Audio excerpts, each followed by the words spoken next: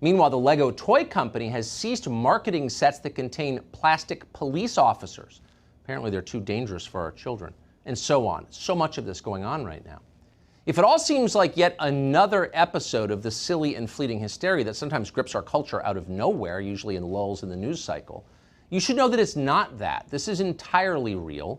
It is being pushed by serious people, and they are deadly serious about it. Last night, for example, Brian Fallon, who was the press secretary of the Hillary Clinton for President campaign in the last election cycle, tweeted, quote, "Defund the police." Congresswoman Rashida Tlaib agrees. Expect more members of Congress to agree soon. In some places, they're not talking, they're acting. Steve Fletcher represents the 3rd Ward in Minneapolis. He's on the city council there. By this week, his city had been completely scorched by riots. At least 66 businesses were utterly destroyed by fire. 300 more had been vandalized or looted. Fletcher didn't even mention that. Instead, he attacked the city's police department for trying to contain the violence. Quote, "Several of us on the council are working on finding out what it would take to disband the Minneapolis Police Department," end quote. You'd think people in the city would be shocked by that, but at least on the city council, everyone else nodded their approval. In the 9th Ward, Councilwoman Alondra Cano tweeted this yesterday, quote, "The Minneapolis Police Department is not reformable. Change is coming." According to City Councilman Fletcher, all 9 members of the City Council are now considering getting rid of the Minneapolis Police Department. Hard to believe, but it's not just there. In the city of Los Angeles, Mayor Eric Garcetti looks out across the worst rioting in the nation's 2nd largest city in a generation, in almost 30 years. His conclusion, we need far fewer police. It could have been better if they hadn't been there. Garcetti has announced he's going to cut funding for law enforcement. I want you to know we will not be increasing our police budget. How can we at this moment?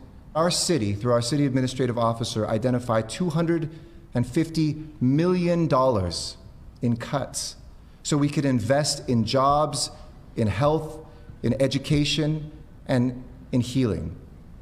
And that those dollars need to be focused on our Black community here in Los Angeles, as well as communities of color and women and people who have been left behind for too long.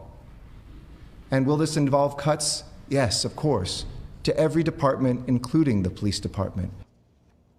When Democrats across the country start saying the same thing at the same time, you can be certain there's a reason for it. And in this case, they clearly mean it. According to the president of the LA Police Commission, city officials may cut $150 million from the LAPD. That would be more than 10% of the entire police budget in the wake of rioting. In New York, 48 separate Democratic candidates, and we're including in that the Manhattan District Attorney, signed a letter demanding a $1 billion cut to the budget of the NYPD. Why are they doing this? There are reasons, not the ones they tell you. They tell you it's about racism. They tell you that cops are racist and must be reined in.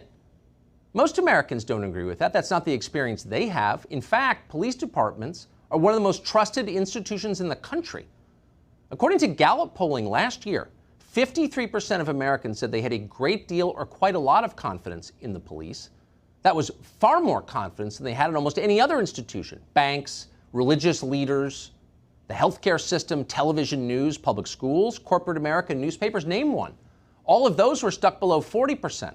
How many Americans trusted Congress? 11%. And in fact, most African Americans still support the police. A 2016 Pew poll found that 55% of African Americans had confidence in the police within their own communities. In other words, cops they actually knew and dealt with. They had confidence. A study by the Bureau of Justice Statistics from 2011 found that among those who called the police for help, more than 90% of African Americans felt the police behaved properly.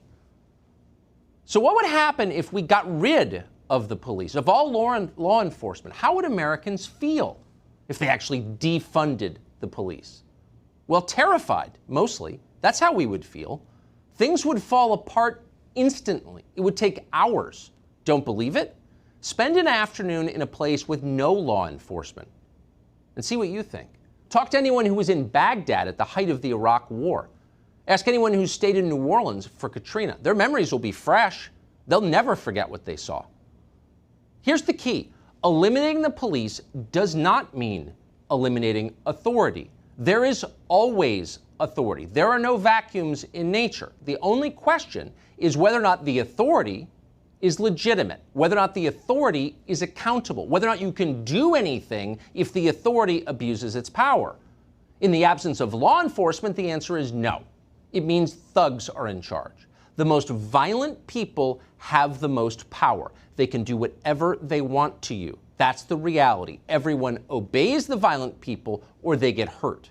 The mob literally rules. That probably sounds like a nightmare to you, because it is. But the people pushing this idea don't see it as scary because they don't fear the mob, because they control the mob. That's the key. And they see violence as an instrument of their political power. With mobs in the streets that they control, they will finally get what they want. Donald Trump out of office and a hammerlock on the country. That's what's happening.